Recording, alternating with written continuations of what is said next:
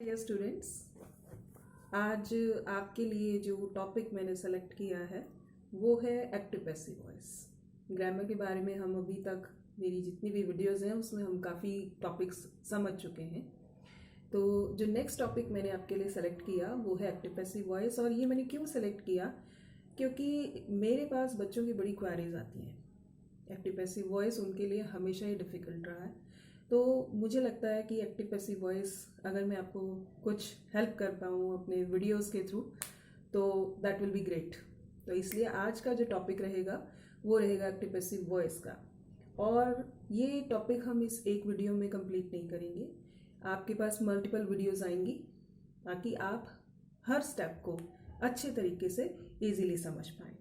Fine, so let's continue with active passive voice. As you can see on my board, active passive voice. सबसे पहले ये जानने की कोशिश करते हैं कि एक्टिव पैसिव वॉइस एग्जैक्टली है क्या, ये टॉपिक क्या है। देखो बच्चों, आपने एक सेंटेंस हमेशा से आप देखते आ रहे हैं कि सेंटेंस क्या है, आप सभी को पता है सेंटेंस क्या है। सेंटेंस में subject is very very important.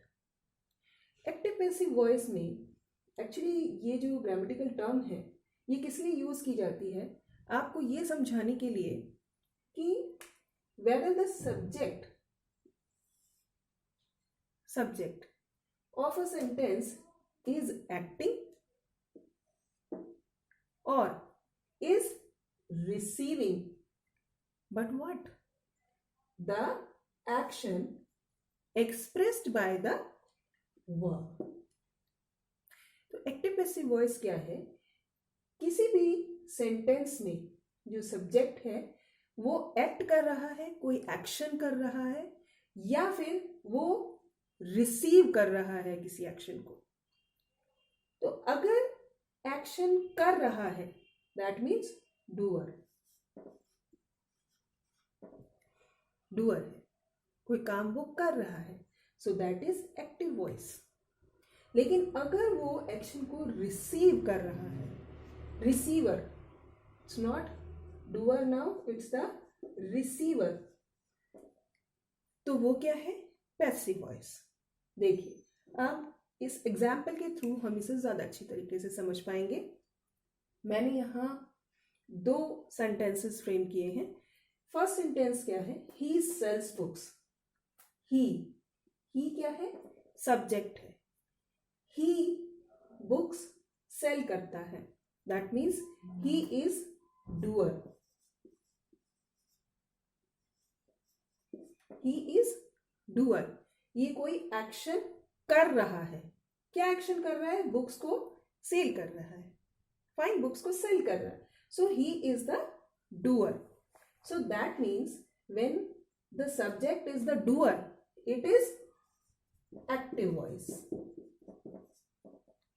ठीक है, अब नेक्स्ट सेंटेंस देखें, books are sold by him. Books, ये क्या है, रिसीवर, ये है रिसीवर, क्योंकि जो भी एक्शन किया जा रहा है वो ये रिसीव कर रहा है, ये एक्शन नहीं कर रही है books are sold by him. Books अपने आप से कोई एक्शन नहीं कर रही है, ये तो इस एक्शन को रिसीव कर रही है। कौन से एक्शन को, सेलिंग ऑफ बुक्स, इस एक्शन को ये रिसीव कर रहा है, so that means it is the receiver. So it is in passive voice. So active voice क्या है, जब सब्जेक्ट डूअर है, और पैसिव वॉइस है जब आपका सब्जेक्ट रिसीवर है। फाइन, अब हम इसे फर्दर और एग्जांपल्स के साथ समझेंगे कि कैसे एक्टिव वॉइस को पैसिव वॉइस में चेंज किया जाता है, क्या रूल्स अप्लाई किए जाते हैं। अभी हमने देखा कि एक्टिव पैसिव वॉइस एग्जैक्टली क्या है, और उसे एक सेंटेंस के एग्जाम्पल के साथ भी हमने समझने की कोशिश की। अब हम देखते हैं बेटा कि स्टेप्स क्या हैं जब हम एक सेंटेंस को ट्रांसफॉर्म करते हैं एक्टिव वॉइस से पैसिव वॉइस में, तो उसके डिफरेंट स्टेप्स क्या हैं। ठीक है, फर्स्ट स्टेप क्या है, एक्टिव वॉइस को जब हम पैसिव वॉइस में ट्रांसफॉर्म करते हैं तो सब्जेक्ट जो होता है एक्टिव वॉइस का, सब्जेक्ट एक्टिव वॉइस में देखें, जब उसे पैसिव वॉइस में चेंज करेंगे तो वो क्या होगा, ऑब्जेक्ट बन जाएगा। ठीक है, हम जानते हैं कि एक सेंटेंस में subject, verb and then object, 3 parts हैं। तो जो सब्जेक्ट होगा एक्टिव वॉइस में, वो पैसिव वॉइस में ऑब्जेक्ट बन जाएगा। ठीक है, subject of active voice will become object in passive voice. ठीक है, सेकेंड स्टेप क्या है, object of the verb in the active voice, ये क्या बन जाएगा, subject in the passive voice. मतलब क्या है कि हम इनको इंटरचेंज कर देंगे, सब्जेक्ट को ऑब्जेक्ट में कन्वर्ट कर देंगे और ऑब्जेक्ट को सब्जेक्ट में कन्वर्ट कर देंगे। सबसे पहला स्टेप हमारा यही है। उसके बाद हम क्या करेंगे, the number of verb is change according to the number and person of the subject. जब हम ऑब्जेक्ट को सब्जेक्ट में कन्वर्ट करते हैं, ट्रांसफॉर्म करते हैं, तो ये ज़रूरी तो नहीं है कि जो सब्जेक्ट एक्टिव वॉइस में है वो जो है, मान लो वो सिंगुलर में है, तो जब हम ऑब्जेक्ट को सब्जेक्ट में चेंज करेंगे तो वो ज़रूरी तो नहीं है कि फिर वो सिंगुलर में ही रहेगा, वो प्लूरल भी हो सकता है। ठीक है, तो जो नंबर ऑफ वर्ब है, हमें सबको पता है ना कि अगर हमारा सब्जेक्ट सिंगुलर है तो वर्ब सिंगुलर होगी, और अगर हमारा सब्जेक्ट प्लूरल है तो वर्ब प्लूरल होगी। तो जब हम एक्टिव से पैसिव वॉइस में चेंज करेंगे तो हमें इस बात का भी ध्यान रखना है कि अब हमारा सब्जेक्ट सिंगुलर है या प्लूरल है। अगर वो सिंगुलर है तो आप सिंगुलर वर्ब यूज करेंगे, लेकिन अगर आपका सब्जेक्ट प्लूरल है तो प्लूरल वर्ब यूज करेंगे। Let's come to the fourth step. जो नेक्स्ट स्टेप है, जब हम सब्जेक्ट को ऑब्जेक्ट में, ऑब्जेक्ट को सब्जेक्ट में कन्वर्ट कर लेते हैं, उसके बाद का जो नेक्स्ट स्टेप है वो है प्रपोजिशन।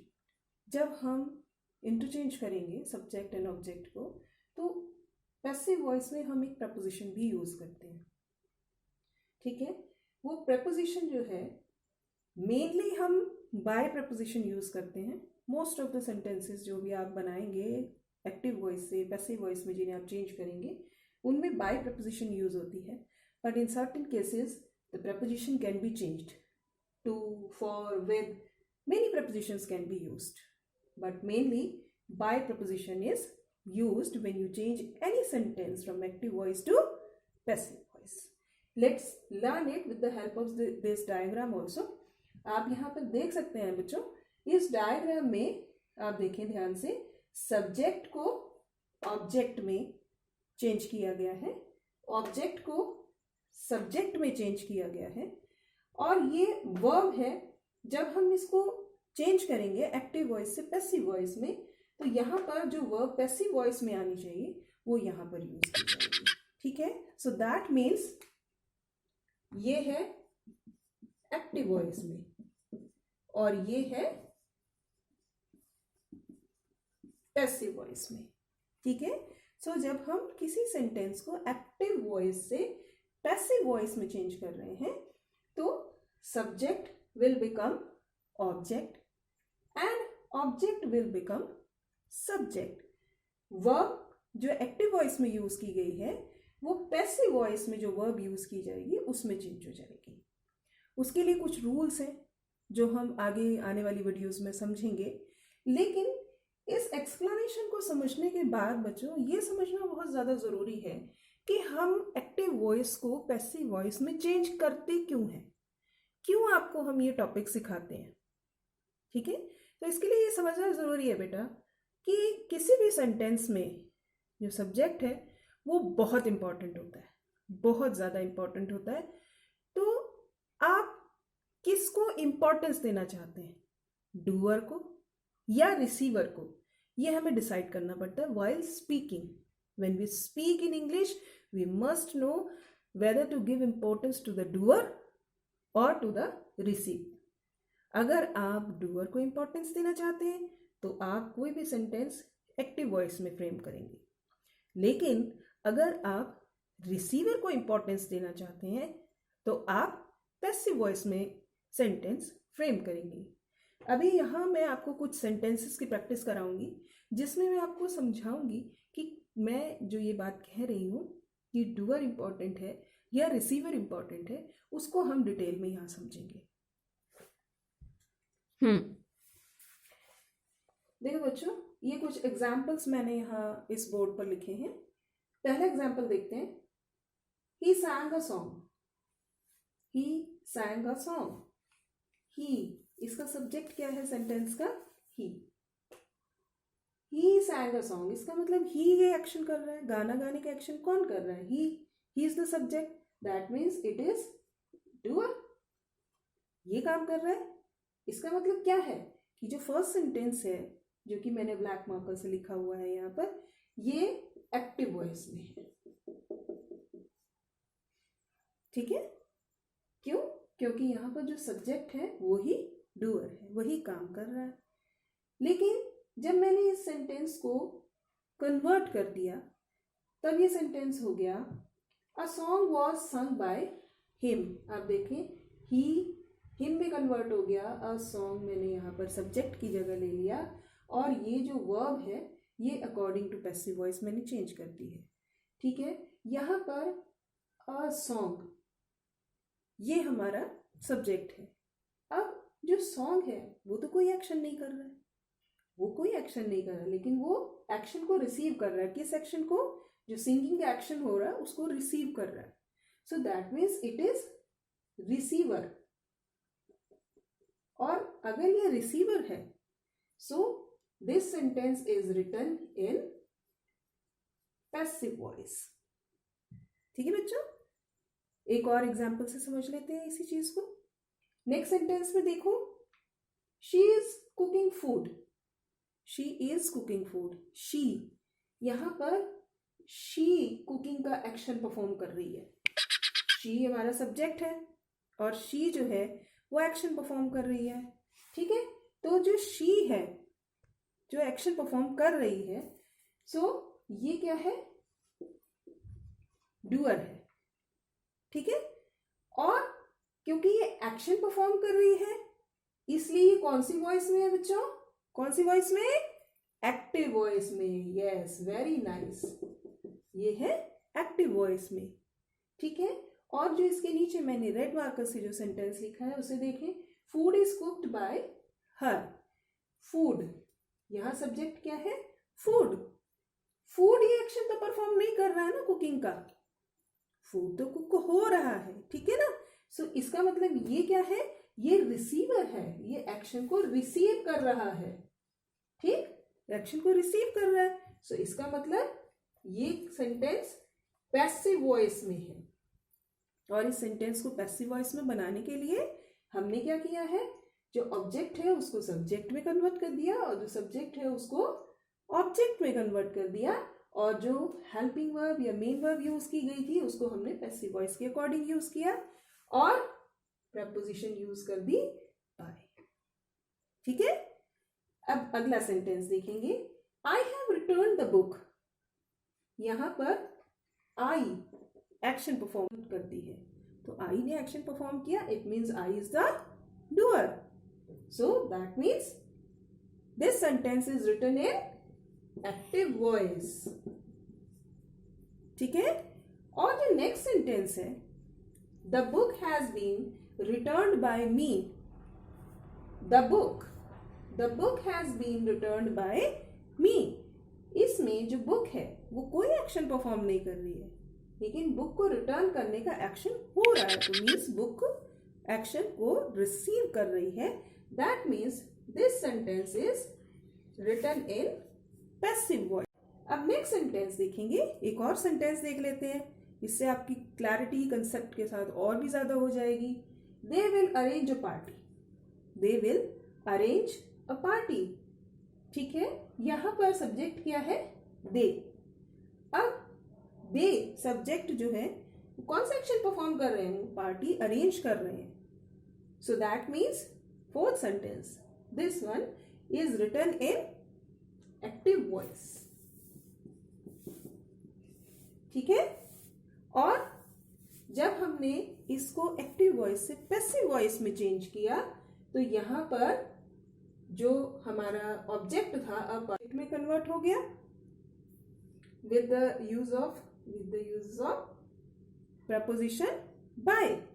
और जो हमारी वर्ब थी विल अरेंज, ये पैसिव वॉइस में विल बी अरेंज्ड, ठीक है, इसमें चेंज हो गई।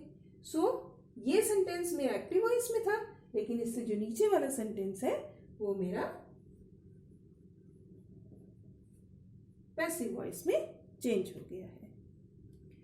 आई होप कि इन एग्जाम्पल्स के साथ आपको एक्टिव पैसिव वॉइस क्या कंसेप्ट है, क्या इसके स्टेप्स हैं, वो आपको अभी तक समझ में आ गया होगा। अब हम नेक्स्ट वीडियो में अकॉर्डिंग टू द टेंसेस, देखिए बच्चों, एक्टिव पैसिव वॉइस में टेंसेस बहुत इंपॉर्टेंट हैं। टेंसेस पर आप पूरा अपना ध्यान लगाएं, टेंसेस के रूल्स आपको लर्न होने चाहिए।